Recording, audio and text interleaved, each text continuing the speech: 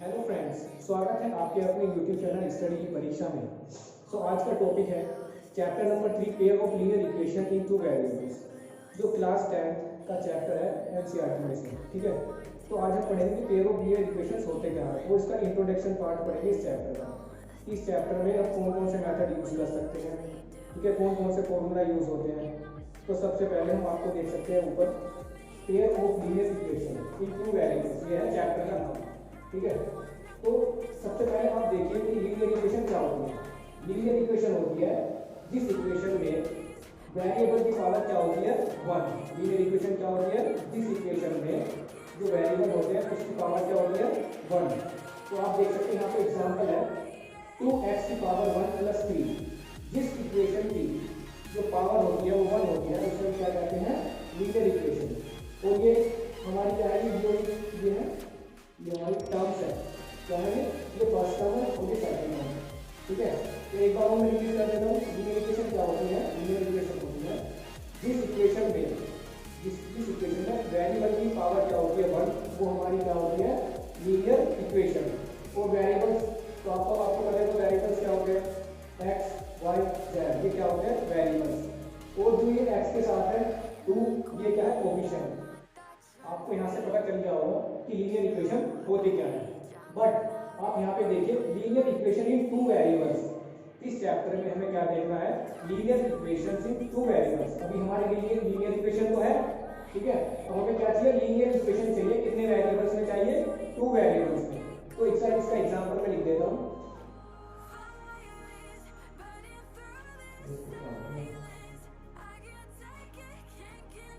Example 2x plus 3y plus 4 is equals to 0।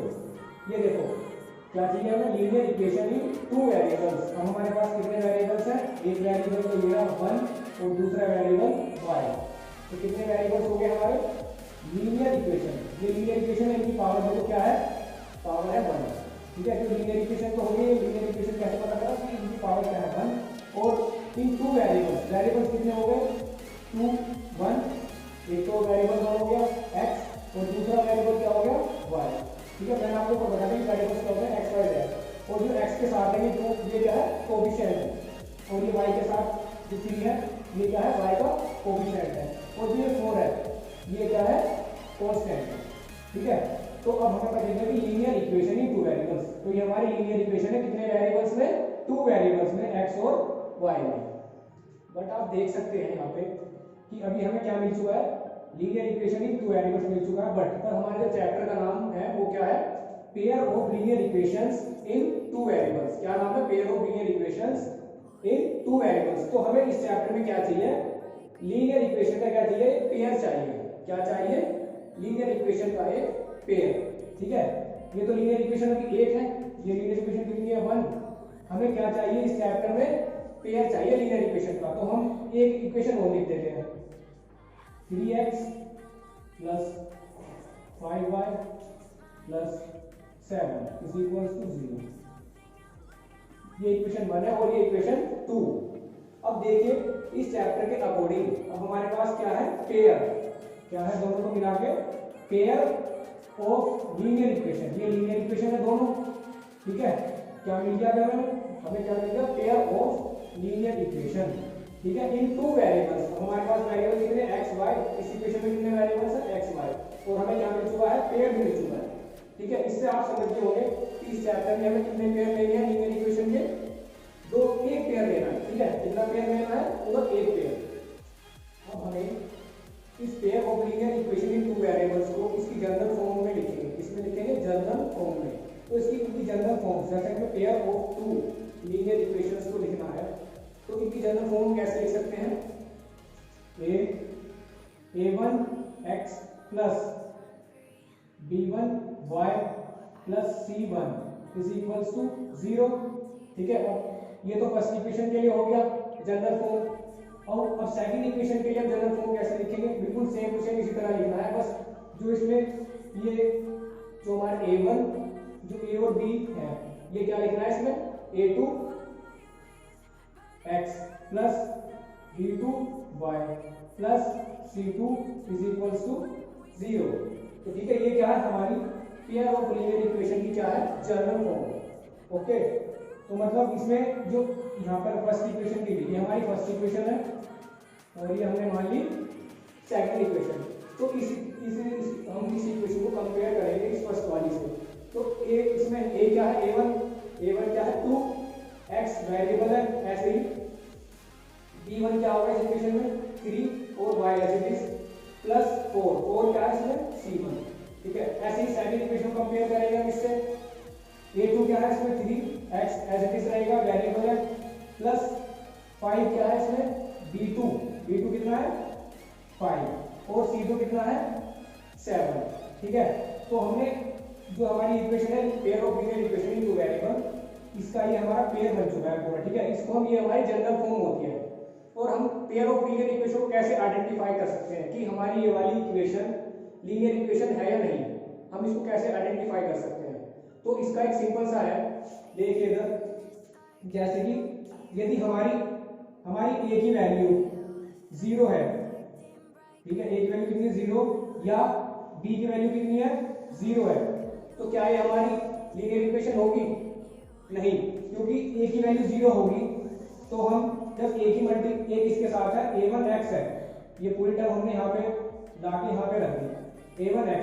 यदि ए की value 0 हो गई, ए की वैल्यू कितनी हो गई 0, ए की वैल्यू कितनी हो गई 0, तो जब 0 की मल्टीप्लाई x के साथ होगी तो यहाँ पे क्या आएगा यहाँ पे 0। ऐसे ही b की वैल्यू 0 रखेंगे तो 0 की मल्टीप्लाई होगी y से, तो यहाँ पे क्या आएगा 0। तो ये हमारी लीनियर इक्वेशन नहीं हो सकती। तो इसे हम कैसे लिखते हैं, हमारी linear pair of linear equation कैसे होती है, जब हमारे a1 is not equals to 0 and b is not equals to 0, कि मतलब दोनों ही इक्वेशन में हमारी a और b की वैल्यू क्या आनी चाहिए 0, तो वो हमारी लीनियर पेयर नहीं होगी। तो चलिए फ्रेंड्स, अब हम देखते हैं एनसीईआरटी में से जो हमारा एक्सरसाइज 3.1 है उसका पहला क्वेश्चन है। ठीक है, आप अपनी 10th क्लास के एनसीईआरटी बुक में देख सकते हैं, क्योंकि यहाँ पे मैंने छोटा लिखा है, थोड़ा बोर्ड हमारा छोटा है। ठीक है, तो आप अपनी बुक में देख सकते हैं कि जो पहला क्वेश्चन क्या है। ठीक है, सबसे पहले बच्चे क्या करते हैं, स्टार्टिंग में ही क्वेश्चन को ध्यान से नहीं पढ़ते, उसकी हिंदी हम समझ नहीं पाते कि क्वेश्चन में क्या पूछा जा रहा है। तो इसलिए क्वेश्चन को सबसे पहले ध्यान से पढ़िएगा और इसको समझिए इसमें हमें क्या पूछा जा रहा है। ठीक है, तो हिंदी में एक बार मैं रिपीट करूँगा, सुनिएगा।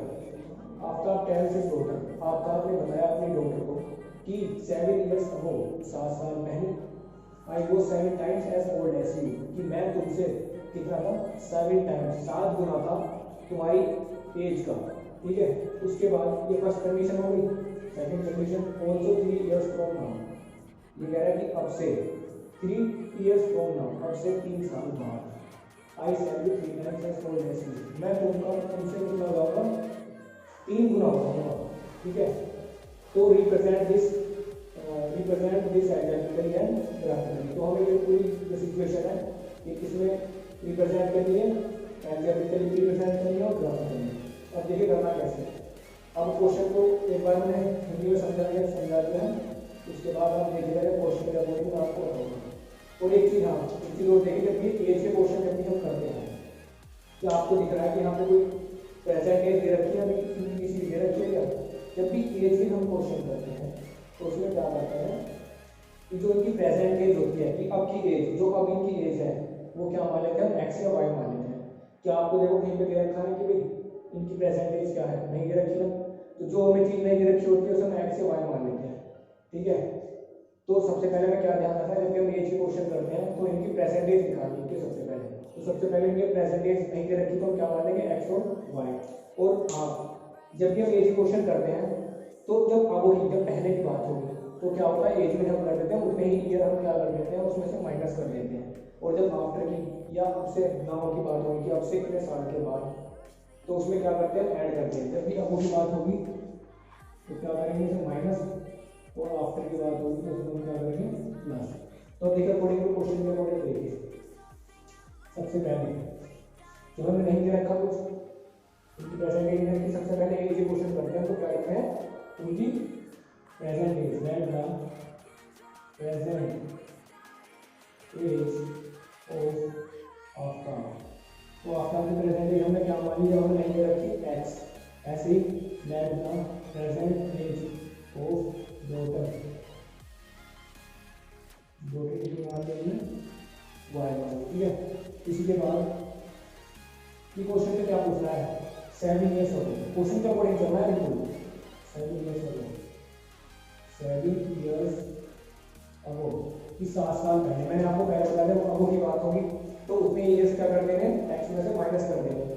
तो ये कह रहा है कि 7 ईयर्स अगो, तो 7 ईयर्स अगो पहले, ये कह रहा है कि 7 साल पहले कितनी एज होगी। अब प्रेजेंट एज तो कितनी है उसकी, एक्स, तो 7 साल पहले की बात हो रही है, हो जाएगा एक्स माइनस 7। तो एज ऑफ आफ्टर कितनी हो गई, x माइनस 7। तो ये क्वेश्चन का पढ़े देखिए 7 ईयर्स हो, 7 ईयर्स हो जब अब प्रेजेंट एज है, इसकी कितनी है प्रेजेंट एज, अब x है, तो 7 ईयर्स हो कितनी होगी, x माइनस 7। ऐसे ही एज ऑफ डॉटर की एज कितनी होगी, y माइनस 7, ठीक है। तो फिर से आगे चलिए अकॉर्डिंग टू क्वेश्चन का अकॉर्डिंग चलना है बिल्कुल, अकॉर्डिंग टू क्वेश्चन। अब देखिए आई को 7 टाइम्स एज ओल्ड एज मी, फादर कह रहा है कि 7 साल पहले, 7 साल पीछे तो बोल रही 7 साल पहले, वो कह रहा है कि जो तुम्हारी एज है, मैं तुम्हारी एज का मतलब होता है मल्टीप्लाई, ठीक है, समझिए ध्यान से, का मतलब क्या होता है मल्टीप्लाई। वो कह रहा है जो मेरी 7 साल पहले एज थी, 7 ईयर्स हो, जो मेरी एज थी, मैं तुम्हारी एज का कितना था, 7 टाइम्स का तुम्हारी एज, उसकी एज कितनी है उसकी लड़की की, x माइनस 7, ठीक है। क्वेश्चन को बड़ी देखिए, वो कह रहा था कि जो तुम्हारी एज थी 7 साल पहले, मैं तुम्हारी एज का कितना था, 7 गुना था, उस लड़की की एज का कितना था, मैं 7 गुना था, ठीक है। तो अब क्या करना है, इसके बाद 7 की मल्टीप्लाई करें y में, फिर 7 की मल्टीप्लाई 7 में, तो x माइनस 7 इसी इक्वल्स टू, पहले 7 की मल्टीप्लाई y में करेंगे, ये हो जाएगा 7y, ये माइनस का है देखिए 7 7 का 49। अब इस क्वेश्चन में क्या करना होता है, जो हमारे वेरिएबल्स होते हैं उन्हें एक तरफ ले आते हैं और जो नंबर्स होते हैं वो एक तरफ ले आते हैं। तो x माइनस 7y, देखिए प्लस का 7 है, इक्वल्स टू के तरफ आएगा तो क्या आ जाएगा, माइनस का 7। ऐसे ही अब इधर क्या बचा, माइनस का 49, देखिए माइनस का 7 इधर जाएगा तो कितना बचेगा, देखिए माइनस का 7 इधर जाएगा प्लस का 7, तो x minus 7y is equals to, plus minus क्या होता है, माइनस, प्लस माइनस तो होता है माइनस, इन दोनों नंबर में हमने कर दिया, सबसे पहले माइनस कर दिया, 42 हो गया माइनस करने के बाद। बट अब ये देखना है कि प्लस माइनस का हमने माइनस तो कर दिया, उसके बाद देखना कि 49 बड़ा है या 7 बड़ा है, तो 49 बड़ा है। तो जिस नंबर के साथ, जो बड़ा नंबर होता है, जो बड़े नंबर के साथ जो उसका साइन होता है, तो 49 का साइन क्या है, माइनस का, क्योंकि 49 बड़ा है तो इसलिए माइनस का साइन आ जाएगा, ठीक है। तो प्लस माइनस क्या होता है, माइनस, बड़े वाले नंबर के साथ कौन सा साइन है, माइनस का, इसलिए माइनस का साइन आ गया, ओके। तो ये आ गई हमारी पहली इक्वेशन, जो हमने एग्जैक्टली इसको रिप्रेजेंट कर दिया। उसके बाद अब हम इसको करेंगे, ये पहले इसके हम निकालेंगे कोऑर्डिनेट्स, हमें ग्राफिकली तो रिप्रेजेंट करना है, तो इस इक्वेशन के हम कोऑर्डिनेट्स निकालना है। तो हमें क्या करना होता है, हमें x को यहीं पे रखेंगे, ये जो माइनस का 7y है वो हम इधर उस तरफ ले जाएंगे, इधर माइनस का 42, ठीक है, ये इधर जाके माइनस में जाएगा प्लस का 7y, ठीक है। अब हमें ऐसे नंबर्स अपने आप दिमाग में ऐसे नंबर सोचने हैं, ठीक है, कि x वैल्यू आ जाएगा, तो सबसे पहले यहाँ पे x लिखते हैं और यहाँ पे y। अब दिमाग लगाइए कि हम 7 की वैल्यू क्या रख सकते हैं, जो हमारा कोऑर्डिनेट्स या तो प्लस का या माइनस का है, तो आपकी मर्जी, आप कोई भी अपनी तरफ से कितने भी नंबर ले सकते हैं। तो हमने लिया यहाँ पर x की वैल्यू, मैं लेता हूँ y की value, put y is equals to 0। यदि मैं y की वैल्यू क्या लेता हूँ, पुट, तो x की वैल्यू कितनी आ जाएगी, ये तो सब ऐसे रहेंगे, तो 7 इंटू वाई कितना होता है, 7 इंटू वाई, वाई की वैल्यू क्या रखेगी 0, तो यहाँ पे लिख देंगे हमने वाई की वैल्यू क्या रखी है 0, ठीक है। नहीं नहीं नहीं, ऐसा मत करना। हम क्या कर रहे हैं, इसको हम क्या लिख देंगे, कि हमारी छोटी वैल्यू ज़्यादा छोटी वैल्यू रहेगी, माइनस में चली जाएगी ज़्यादा 42। तो हमें इसलिए हमें ऐसे नंबर तक लेने की हमारे 8 9 तक, या तो माइनस कोऑर्डिनेट्स में या प्लस कोऑर्डिनेट्स में, ठीक है। जो हम जब ग्राफिकली रिप्रेजेंट करेंगे हमारे 8 9 नंबर्स तक आ पाए ये प्लस माइनस होने के बाद। तो देखिए अब हम क्या ले सकते हैं, हमें y की वैल्यू 6 लेते हैं, ठीक है। हमने y की वैल्यू 6 ली, तो x की वैल्यू कितनी आएगी, ये 7 चीजें कितनी हो गई 42। तो प्लस माइनस क्या होता है, माइनस एक दूसरे कट हो गया, x की वैल्यू कितनी आ गई हमारी 0। तो हमने जब हमने y की वैल्यू 6 पुट करी थी, तो हमारा कितना आएगा वैल्यू, x की वैल्यू कितनी आएगी 0, ठीक है।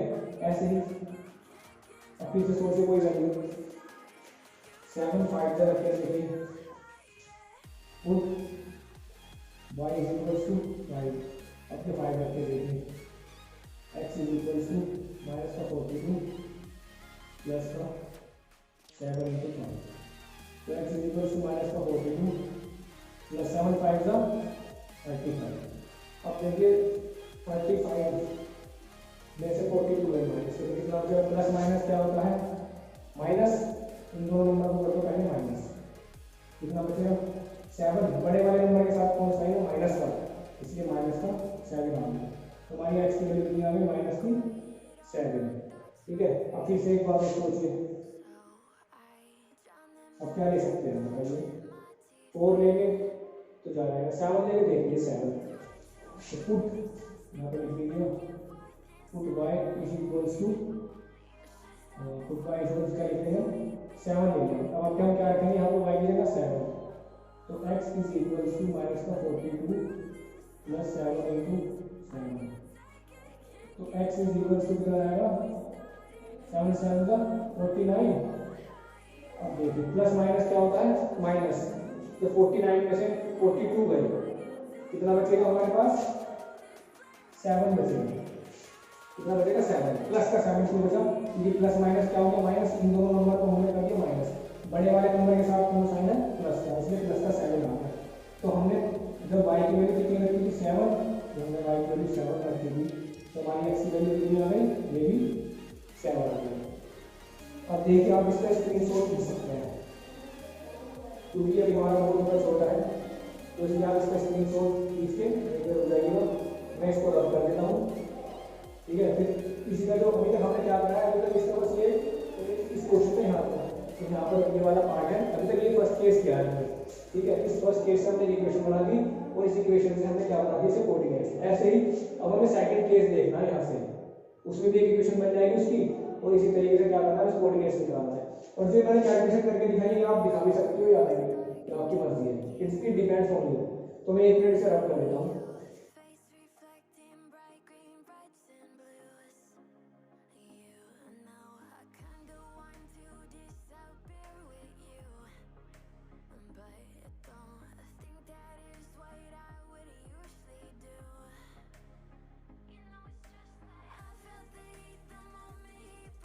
आप अपनी एनसीईआरटी की बुक ले सकते हैं, ठीक है, एनसीईआरटी बुक में है।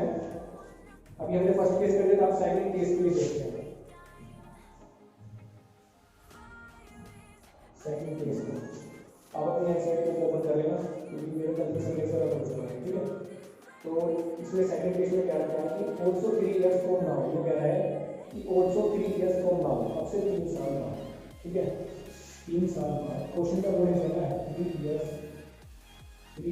now, अब से 3 साल बाद। जब बाद की बात होती है तो क्या करते हैं, जितने भी ईयर्स बताता है कि 3 साल बाद, तो 3 ईयर्स हम क्या करते हैं ऐड, तो वो भी बात हो तो माइनस करते हैं, और जब अब से 3 साल बाद या 4 साल बाद की बात होती है तो उसमें हम करते हैं ऐड। तो 3 years now, तो 3 years now, तो आफ्टर एज ऑफ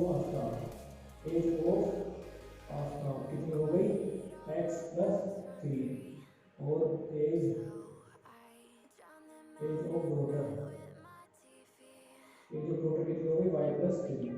ये कह रहा है कि देखो अब से अब कितनी एज है उसकी, प्रेजेंट एज कितनी, तो मैंने पीछे आपको बताया था प्रेजेंट एज की उसकी x आपकी भी, और डॉटर कितनी थी y, तो यार अब से 3 साल बाद, तो अब से अब की कितनी एज है x, और 3 साल बाद क्या रहेगा x प्लस वाई। ऐसे ही डॉटर की एज की प्रेजेंटेज y और 3 साल बाद हो गया y प्लस 3। ठीक है, तो आप ये एनसीईआरटी में ऐसे क्वेश्चन देख सकते हैं। अब उसके बाद एज ऑफ डॉटर हो गया। ठीक है, अब इस क्वेश्चन को हमें क्या करना है, उसी क्वेश्चन के अकॉर्डिंग उसने कहा था कि आई सेड मी 3 टाइम्स, वो कह रहा था कि मैं तुमसे जो मेरी एज थी, जो मेरी एज है 3 साल बाद, वो तुम्हारी एज का मतलब डॉटर की एज का, डॉटर की एज का मतलब होता है मल्टीप्लाई, डॉटर की एज का कितना है 3 गुना है। ठीक है, इसी अकॉर्डिंग इसी के साथ हम क्या कर देंगे, इसकी मल्टीप्लाई करें, 3 मल्टीप्लाई 4 फिर y मल्टीप्लाई होगी 3, तो x plus 3 is equal to 3y plus 9। ठीक है, इसको सॉल्व करेंगे हम। जो हमारे वेरिएबल्स हैं वो हम एक तरफ ले आएंगे जैसे पहले किया था, x plus 3y is equal to, ये 9 नहीं पड़ेगा, प्लस का ये प्लस का 3 जाएगा माइनस का 3, तो 3y इज इक्वल टू, ये आ गई हमारी सेकंड इक्वेशन। ठीक है, अब इस इक्वेशन का हम क्या निकालेंगे, ग्राफिकली इसे कोऑर्डिनेट्स निकालेंगे। ठीक है, जैसे हमने पहले किया था, x को इधर रखेंगे और y को उधर ले जाएंगे, x is equal to 6 minus 3y। अब हमें अपनी तरफ से कोई भी वैल्यू पुट करनी है, put y is equal to 2, जो y के लिए 2 रख देंगे तो कितनी रहेगी हमारी वैल्यू, देखिएगा हम y की वैल्यू लेंगे, हमने यहाँ पे y की वैल्यू क्या रख देंगे 2, इसको सोल्व करिए, x is equal to 6 minus 3 into 2, तो x is equal to 6 minus 3 2 का 6, तो x वैल्यू कितनी आ गई, 6 में 6 है 0, यहाँ पे x और y है ना। जब हमने क्या किया, जब हमने y की वैल्यू कितनी ली 2, तो हमारी x की वैल्यू कितनी आ गई 0। ऐसे ही अपनी तरफ से कोई वैल्यू ले लीजिए, put y is equal to 3, तो हम y की वैल्यू 3 रखेंगे यहाँ पे, तो x is equal to 6 minus 3 into 3, तो x is equal to 6 minus कितना हो जाएगा 3 3 का 9, तो x इज इक्वल टू 6 में से 9 में से 6 में कितने बचेंगे 3, बट बड़े वाले नंबर के साथ कौन सा आएगा माइनस का, इसलिए माइनस का 3 आ गया। जब हमने y की वैल्यू 3 रखी थी तो हमारी x की वैल्यू कितनी आएगी माइनस की 3। ऐसे ही एक कोऑर्डिनेट्स को निकाल लेते हैं इसके, तो y इज इक्वल टू 1, अब हम y की वैल्यू 1 रखेंगे, यहाँ पे y की वैल्यू 1 रखेंगे, तो x is equal to 6 minus 3 into 1, तो x कितना रहेगा हमारा 3, 6 माइनस 1 तो 6 माइनस 3, तो x इज इक्वल टू 3। जब हमने y की वैल्यू 1 रखी है, y की वैल्यू 1 करेंगे तो हमारी x की वैल्यू कितनी आई 3। अब देखिए फिर से आप इसका स्क्रीनशॉट खींच सकते हैं। अब इसको हमें क्या करना है, जो हमारे कोऑर्डिनेट्स हैं इन्हें ग्राफिकली रिप्रेजेंट करना है। ठीक है, तो एक मिनट का रब कर लेते हैं।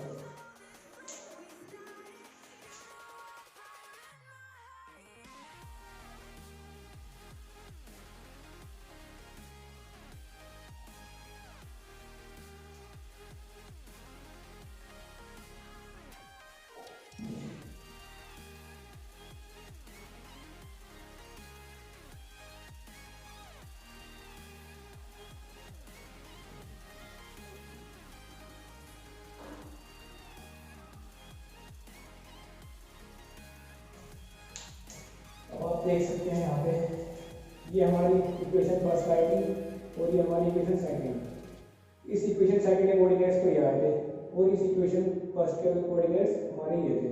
ठीक है, अब इन्हीं कोऑर्डिनेट्स से हमें क्या बनाना है, ग्राफिकली रिप्रेजेंट करना है अपने ग्राफ पेपर पे। देखिए कैसे करते हैं, पहले इसको हम एक ग्राफ बना लेते हैं। ठीक है, जो इधर होते हैं ये होती है हमारी एक्स एक्सिस।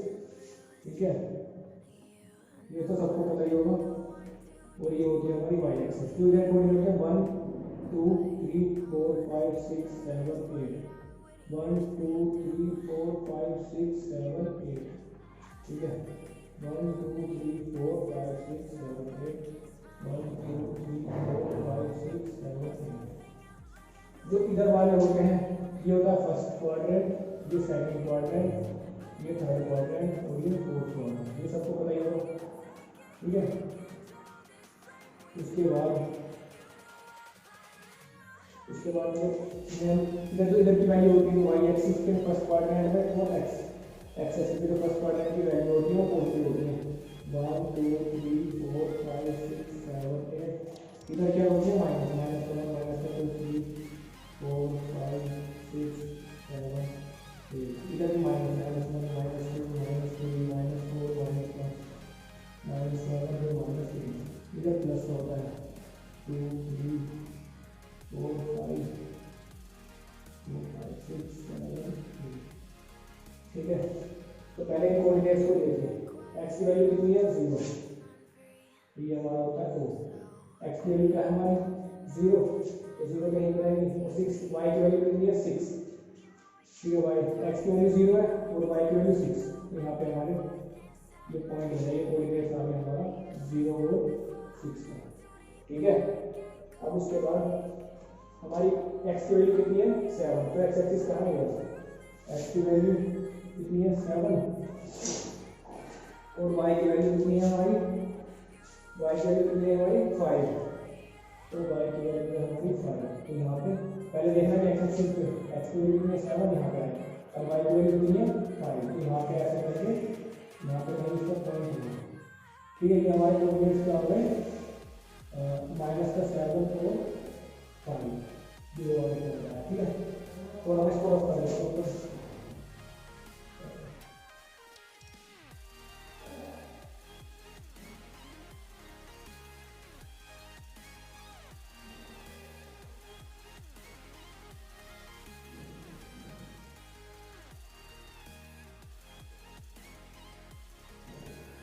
ठीक है।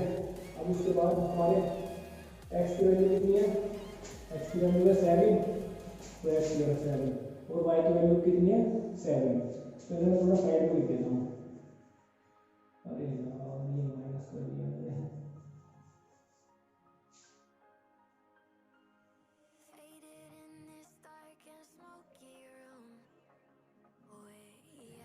ये 0 आया था ये है 2 और ये 3 गया था और ये माइनस का 3 आया ये 1 और ये भी 3 ठीक है। तो अब देखिए अब इस कोऑर्डिनेट्स हमें इस पे लगने लगे तो 7 7 का रह गया 7 हमारा एक्सिस पे 7 ही रहा और वाई एक्सिस पे 7 ही रहा तो यहाँ पे देखिए यहाँ पे ये हमारा पॉइंट हो गया कौन सा हो गया ये भी 7 और 7 अभी थोड़ा देखो ग्राफ हमारा थोड़ा सही नहीं बना हो तो उसके लिए हमें कोई लाइन बनने सीधी जाएगी ऐसे निकल के ठीक है। तो ग्राफ की वजह से दिक्कत हो गई ठीक है। तो ये हमारी कौन सी लाइन थी ये थी x minus 7y is equals to minus का 40 ठीक है। अब इस इक्वेशन को देखते हैं हमारी इक्वेशन में कौन सी x minus 3y is equals to 60 तो 0 x की वैल्यू कितनी है 0 y की वैल्यू है 2 तो ये कोऑर्डिनेट्स पे देगा 0 और 2 उसके बाद x की वैल्यू कितनी है -3 x की वैल्यू है -3 ठीक है और y की वैल्यू कितनी है 3 y की वैल्यू कितनी है हमारी 3 तो ये पॉइंट है यहाँ पर ठीक है। तो इसको पॉइंट्स को हमने क्या लिखेंगे माइनस का 3 और 3 अब उसके बाद देखिए x की वैल्यू कितनी है 3 x की वैल्यू कितनी है हमारी 3 और y की वैल्यू है 1 तो ये पॉइंट है यहाँ पर x की वैल्यू 3 और ये 1 तो ये हमारी लाइन को ऐसे ही करके बनेगी ठीक है। तो इसको देखना है कौन सी line x minus 3y is equals to 6 ठीक है। तो यहाँ पर ग्राफ का रिप्रेजेंटेशन होगा ओके। तो गाइस आपको समझ में आ गया होगा कि ये क्वेश्चन मैंने कैसे कराया है ठीक है।